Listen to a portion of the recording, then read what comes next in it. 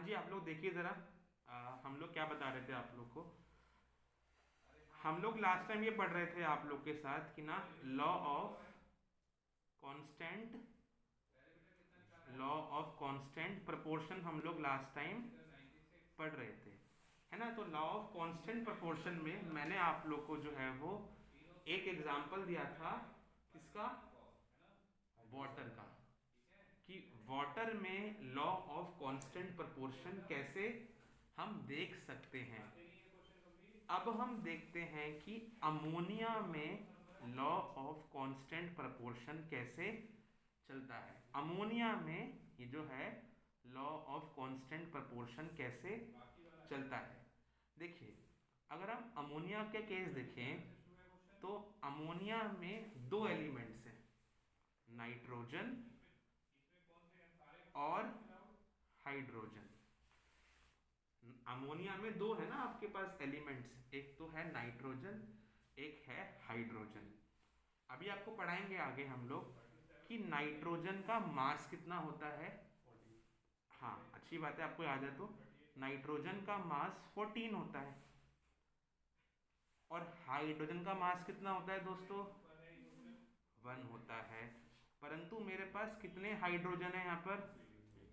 3। तो मल्टीप्लाई करा 3 से तो आंसर आया 3। तो अमोनिया में NH3 में नाइट्रोजन का 14 मास है और 3 हाइड्रोजन का मास है 3। अगर मैं नाइट्रोजन और हाइड्रोजन का मास रेशो निकालूं, कितना आंसर आएगा? 14:3। ये लॉ ऑफ कांस्टेंट प्रोपोर्शन का एक और एग्जांपल है कि आप अमोनिया कहीं से भी ले लीजिए, what ever be the source of ammonia, जो नाइट्रोजन और हाइड्रोजन का मास रेशो है वो कितना आएगा?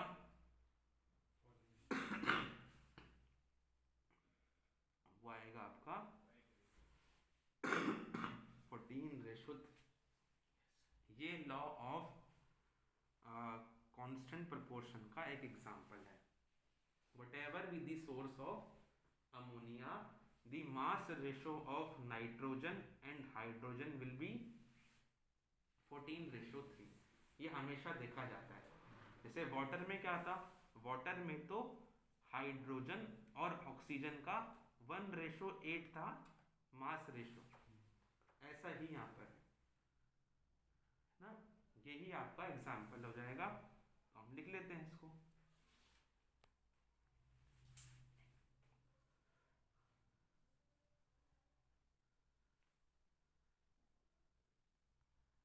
दोस्तों लिखिए आप लोग, है ना। यहाँ पर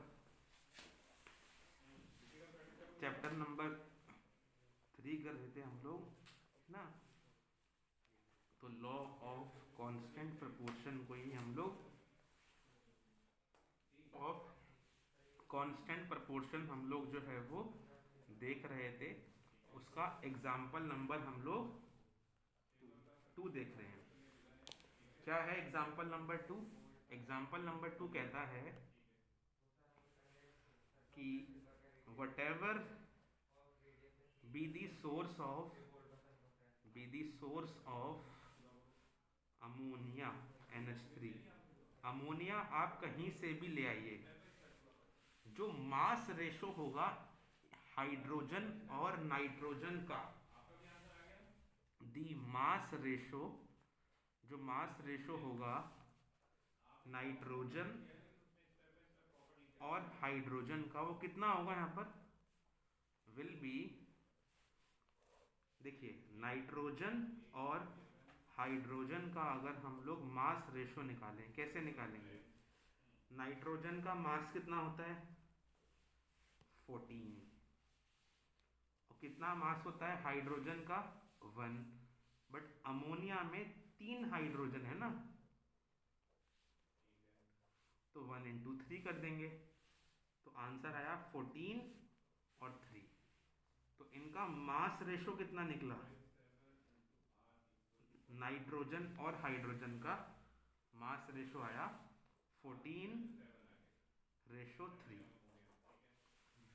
कहीं से भी ले आओ अमोनिया को, नाइट्रोजन और हाइड्रोजन का मास रेशो 14:3 आता है। ऐसा ही हमने देखा था लास्ट क्लास में कि वाटर कहीं से भी ले आओ, हाइड्रोजन और ऑक्सीजन का 1:8 आता है मास। तो सर ये उसकी सिंपलेस्ट फॉर्म ही यही है। ये उसके सिंपलेस्ट मास रेशो है। ठीक है, सर तो मतलब ये इंडिपेंडेंटली एग्जिस्ट नहीं करता ये सर, मतलब नहीं इंडिपेंडेंटली एग्जिस्ट नाइट्रोजन भी करता है, हाइड्रोजन भी करता है, ऑक्सीजन भी करता है, बट ये तो कंपाउंड है ना हमारे पास, अमोनिया कंपाउंड है। तो इस कंपाउंड में अगर हम नाइट्रोजन और हाइड्रोजन का रेशो निकालेंगे तो वो हमेशा फिक्स रहेगा। ये कहने का मतलब है लॉ ऑफ कांस्टेंट प्रोपोर्शन का मतलब ये है कि कंपाउंड में, सीधी सी भाषा में, सिंपलेस्ट भाषा में अगर हम इस लॉ को दोबारा समझे तो क्या कहता है ये लॉ कहता है कि कोई भी कंपाउंड ले लो, पानी ले लो और अमोनिया ले लो, इसके अलावा NaCl ले लो, है ना, HCl ले लो, कोई भी कंपाउंड ले लो, उसमें जो एलिमेंट्स हैं आपके पास, hydrogen, oxygen, nitrogen, hydrogen, sodium, chlorine, HCl, हर एलिमेंट का जो मास रेशो आएगा वो हर बार फिक्स रहता है ना। कहने का मतलब है हर कंपाउंड में जो एलिमेंट्स का मास रेशो आता है वो हमेशा फिक्स रहता है। ये इसकी सिंपलेस्ट डेफिनेशन है और एग्जाम्पल 2 भी हमने इसका देख लिया है। ठीक है, ये लॉ ऑफ कांस्टेंट प्रोपोर्शन है कि एक कंपाउंड में एलिमेंट्स का मास रेशो हमेशा फिक्स रहता है। ठीक है, और ये लॉ किसने दिया था? जोसेफ प्रोस्ट ने, हमने पिछली क्लास में लिखा था, है ना। आगे बढ़े। अब इस चैप्टर में हमारा आता है डाल्टन्स एटॉमिक थ्योरी।